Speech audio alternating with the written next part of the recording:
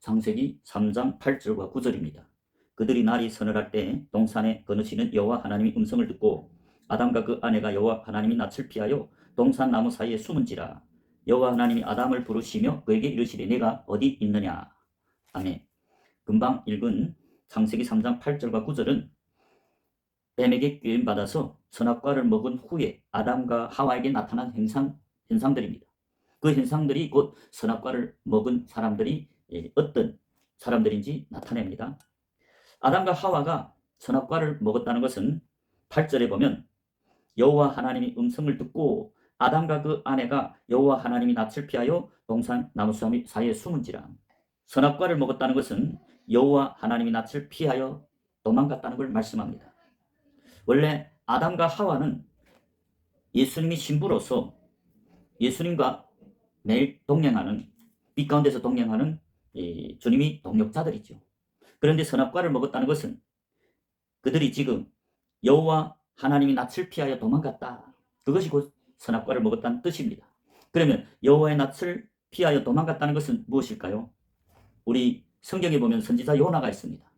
하나님이 요나에게 니느웨로 가서 그들에게 복음을 증거해서 그들이 회개케 하라. 그런데 그 요나가 여호와의 낯을 피하여 도망했다고 말씀합니다. 요나서 1장을 보겠습니다. 요나서 1장 1절부터 3절에 보면 여호와의 말씀이 아미떼 아들 요나에게 임하니라. 이르시되 너는 일어나 저 큰 성읍 니느웨로 가서 그것을 쳐서 외치라.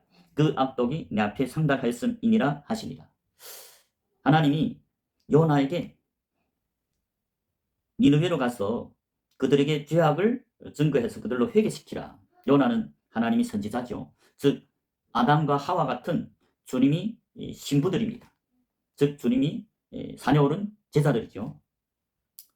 그런데 3절에 보면 그러나 요나가 여호와의 낯을 피하려고 일어나 다시스로 도망하려 하여 욥바로 내려갔더니 마침 다시스로 가는 배를 만난지라. 여호와의 낯을 피하여 함께 다시스로 가려고 성과를 주고 배에 올랐더라. 하나님이 신부들은 기름 부음 받은 선지자로서 6일 동안 주님과 빛 가운데 동행하면서 복음을 증거해서 사람들에게 회개하라 천국이 가깝다고 외치는 자들이죠. 요나는 예수님이 신부로서 선지자로서 하나님이 그에게 니느웨로 가서 복음을 증거해서 그 니느웨가 죄를 회개케 하라. 그런데 그 요나가 여호와의 낯을 피하려고 다시스로 가는 배를 타고 도망갔다 그 말이죠. 그것이 곧 이제 아담과 하와가 여호와의 낯을 피하여 나무 사이에 숨었다. 똑같은 현상이죠. 즉 요나도 지금 영적으로 하나님이 낯을 피해서 하나님을 도망했다. 주님과 동행해야 될 신부로서 복음을 증거해야 될 예수님이 몸된 교회로서 주님이 명령을 거역하고 예수님을 떠나서 도망했다. 요나서 1장 4절과 5절을 보겠습니다. 여호와께서 태풍을 바다 위에 내리시매 바다 가운데 폭풍이 대적하여 배가 거의 깨어지게 된지라. 사공이 두려워하여 각각 자기의 신을 부르고 또 배를 가볍게 하려고 그 가운데 물건을 바다에 던지니라. 그러나 요나는 배 밑층에 내려가서 누워 깊이 잠이 든지라. 자, 여기 보면 요나가 배 밑층에 내려가서 깊이 잠이 들었다. 영적인 잠을 자고 있다는 걸 말합니다. 예수님이 신부들은 주님이 동역자로서 복음을 증거하는 행함 있는 산 믿음으로 살아야 되는데 지금 요나는 선지자로서 예수님이 신부로서 예수님과 동행하는 제자로서 지금 주님의 명령을 거역하고 여호와의 낯을 피하여 배 밑에 내려가서 깊이 잠이 들었다. 영적인 잠을 자고 있다. 그것이 곧 선악과를 먹고 있다 그 말입니다. 그럴 때 그 요나가 탄 배에는 대풍이 불었다. 그래서 하나님이 사명을 버리고 도망가 요나에게 대풍을 불어서 그를 바다에 떨궈뜨리죠. 후에 요나가 물고기에게 삼켜서 3일 3야를 물고기 배에서 하나님 징계 속에 그는 깨닫고 회개했습니다. 그래서 하나님이 다시 그를 토해내서 다시 니느웨를 보냈습니다. 요나는 두 번째 순종해서 니느웨에 가서 복음을 증거했습니다. 그래서 니느웨 왕으로부터 어린아이들까지 다 회개했다고 성경이 증거합니다. 만일 요나가 회개하지 않았다. 그러면 하나님이 그 물고기 뱃속에서 토해내지 않을 것입니다.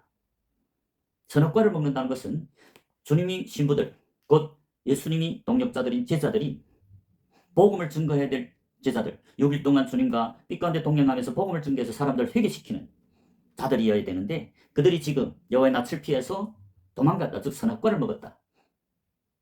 한마디로 선악과를 먹었다는 것은 하나님이 얼굴을 피해서 도망갔다 그 말이죠. 하나님과 동행하지 않고 영적으로 어둠 가운데서 영적인 잠을 자고 있는 것을 말합니다. 한마디로 죽은 믿음으로 살아가는 것을 말하고 있습니다.